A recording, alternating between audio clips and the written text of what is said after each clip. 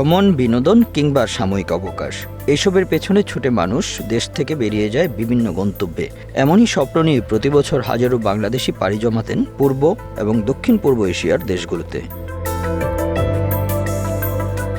এদের কেউ থাইল্যান্ডের পাতায়ায় সমুদ্র স্নান করতেন, কেউ মালয়েশিয়ায় যেতেন শহরে জীবনের ছোঁয়া পেতে, ভিয়েতনামের ইতিহাসে ডুব দিতেন কেউ কেউ, আবার সিঙ্গাপুরে কাটাতেন ব্যস্ত ছুটি, ভারতে যেতেন চিকিৎসার জন্য। কিন্তু এখন সেই স্বপ্নে লাগাম টেনে ধরেছে কঠিন এক বাস্তবতা, সেটি হচ্ছে ভিসা জটিলতা। আগে যেখানে ই ভিসা কিংবা অনারাইভাল সুবিধায় এসব দেশে যাওয়া যেত অনায়াসে, এখন সেখানে ভিসা পেতে সময় লাগছে 1 থেকে 2 মাস। অনেকের আবেদন আবার প্রত্যাখ্যান হচ্ছে। 2024 সালের জুলাই থেকে ভারত বাংলাদেশিদের জন্য ট্যুরিস্ট ভিসা বন্ধ করে দিলে বিকল্প গন্তব্য হিসেবে থাইল্যান্ড জনপ্রিয় হয়ে ওঠে। কিন্তু এখন সেই থাইল্যান্ডের ভিসার জন্য আবেদন করতে হয় ছুটির অন্তত 45 দিন আগে। সিঙ্গাপুর, মালয়েশিয়া, ফিলিপাইন এইসব দেশেও একই চিত্র।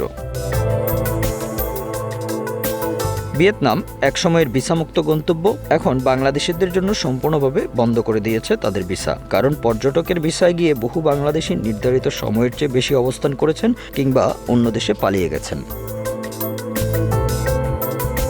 ট্যুর অপারেটররা বলছেন, শুধু ভিয়েতনামেই গিয়ে গত 2 বছরে 30,000-এর বেশি বাংলাদেশি পর্যটক সময় মতো দেশে ফেরেনি। কিছু অসাধু ব্যবসায়ী সস্তায় ভিসা নিয়ে তা 1 থেকে 2 লাখ টাকায় বিক্রি করেছেন। এতে ভিসা ব্যবস্থায় বিশৃঙ্খলা তৈরি হয়েছে।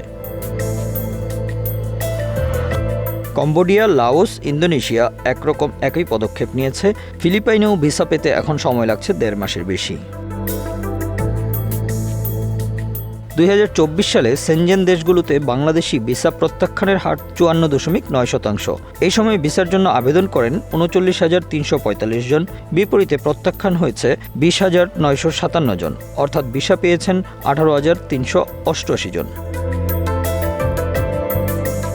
শুধু দক্ষিণ পূর্ব এশিয়া নয়, ইউরোপ এবং মধ্যপ্রাচ্যেও দৃশ্যপট বদলেছে।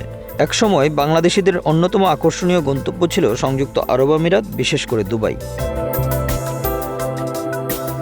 মরুভূমির সাফারি, বুর্জ খলিফার সৌন্দর্য আর বিলাসবহুল হোটেল। কিন্তু 2023 সালের জুলাই থেকে দেশটি বাংলাদেশিদের জন্য ট্যুরিস্ট ভিসা বন্ধ করে দিয়েছে।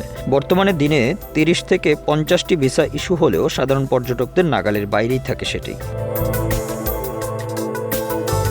ইউরোপের সেনজেনভুক্ত দেশগুলো বাংলাদেশি নাগরিকদের গণহারে ভিসা প্রত্যাখ্যান করছে।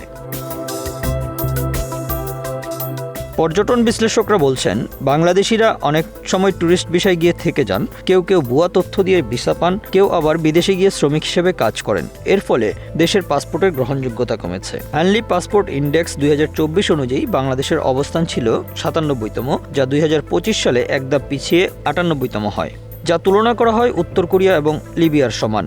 আর নোমাড ক্যাপিটালিস্ট ইন্ডেক্সে বাংলাদেশের অবস্থান 181তম, স্কোর 38। যে বিষয়টি নির্ধারণ করা হয় সেগুলোর মধ্যে রয়েছে ভিসামুক্ত ভ্রমণ, কর ব্যবস্থা এবং স্বাধীনতা ইত্যাদির ভিত্তিতে। এই সংকট শুধু পর্যটকদের নয়, মারাত্মকভাবে ক্ষতিগ্রস্ত করছে দেশের ট্যুর অপারেটর, ট্রাভেল এজেন্সি এবং এয়ারলাইন্সগুলোকেও। একসময় ঈদ বা ছুটির সময় উচ্চবিত্ত ও মধ্যবিত্তদের বড় অংশ যেতেন থাইল্যান্ড, মালদ্বীপ, সিঙ্গাপুর কিংবা দুবাইতে, আর মধ্যবিত্তদের একাংশ পাড়ি জমাতেন ভারত, নেপাল কিংবা ভুটানে। কিন্তু এখন এইসব গন্তব্য কঠিন হয়ে গেছে। বিমান সংস্থাগুলোর তথ্য মতে বাংলাদেশ বিমানের অধিকাংশ যাত্রী প্রবাসী। সাধারণ পর্যটকের সংখ্যা কমে গেছে, যার ফলে থাই এয়ার এশিয়া এবং মালয়েশিয়ার ফ্লাইটগুলো কমিয়ে দেওয়া হয়েছে। বিশেষজ্ঞরা বলছেন, বাংলাদেশের পর্যটনের ভবিষ্যৎ রক্ষা করতে গেলে এখনই প্রয়োজন কঠোর পদক্ষেপ। ভুয়া তথ্য, ভুয়া ভিসা রোধ, পর্যটক ভিসায় শ্রমিক পাঠানোর বিরুদ্ধে কঠোর আইন, অভিবাসনের বৈধ ও দক্ষ পথ সুগম করা। বিশেষজ্ঞরা বলছেন, পর্যটক হিসেবে বিদেশে গিয়েও যদি কেউ ওভারস্টে করে বা অন্য দেশে পালিয়ে যায়, তবে দায় শুধু ব্যক্তির নয়, গোটা দেশের, আর ক্ষতি হয় ভবিষ্যৎ প্রজন্মের ভ্রমণ স্বপ্নের। Bangla affairs news desk.